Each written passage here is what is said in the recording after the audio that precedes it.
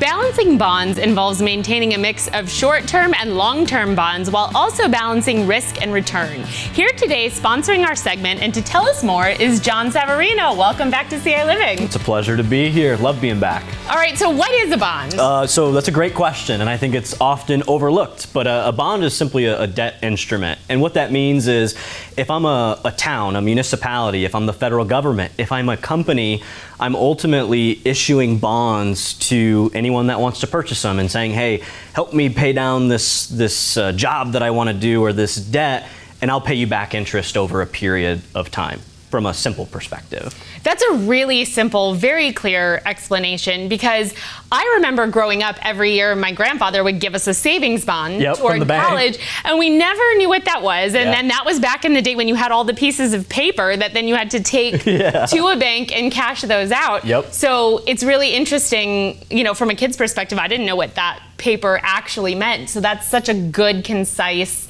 definition. Yep, exactly. Now the follow-up is, how do I get the most out of bonds and how do I balance bonds? I'm assuming by this adorable prop that you brought that we're going to do some literal balancing. This was supposed to be bigger. Okay. It's okay, our camera zoomed close. No pun intended. What I really want to help people understand is not only what a bond is, but bonds are actually one of the most complicated asset classes out there. Now, we're not going to get into the weeds as much as I want to, but I really want to help people understand. And what this is really going to help explain is specifically what's called a treasury bond, or a treasury bill, which is issued by the federal government.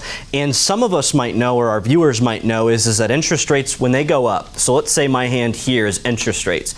As that goes up, what's falling here is the price of bonds, okay? So it's an inverse relationship when it comes to these bonds. And what I really wanted to portray here was if I had a longer seesaw or platform, the longer the duration of a bond, the more volatile it's going to be, because as interest rates go up, the prices are going to fall more. And that's a really simple definition of how they ultimately work. So, you know, bonds that were purchased 5 years ago, back in 2020, 2019, when interest rates were really low, are going to be worth extremely, less than what you could get them for now.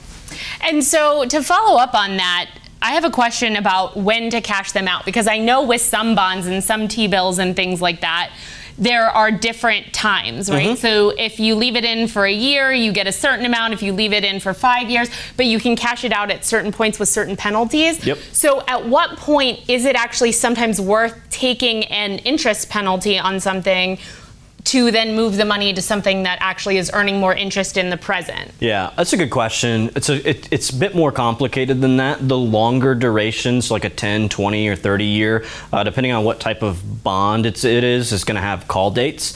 So you would want to understand what those call dates are, but we don't have to get into that today. What is a call date? A call date is just ultimately a date where the company is electing that they could buy you out. So kind of to your point there. But so many circumstances that'll come during those dates that you might not want to or want to. I would say, to answer that question, I would look at a very short term, what we call treasury bill, because a treasury bill is actually a 0% coupon bond. What that means is it's ultimately flat. So how to explain this would be is if you purchase it at face value and you sell it at face value, you earned nothing, which obviously doesn't happen. Right. So you're ultimately buying them at a discount. And as we had talked about previously, as interest rates are fluctuating and these bond prices are fluctuating, there might be a time where you just want to sell it to buy a new one.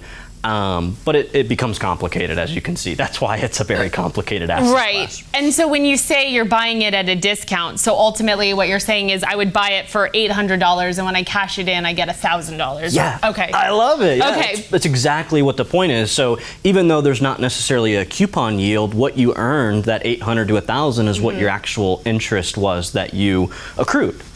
Interesting. So it's complicated, but I think my other point to that is we all have bond funds, or most of us have bond funds, and it's going to work in a very similar manner. And we've always been told that it's this safe investment. Bonds are typically going to be more conservative, but if you look back at the last 30 years of just the overall bond market, your average return is going to be less than 3%.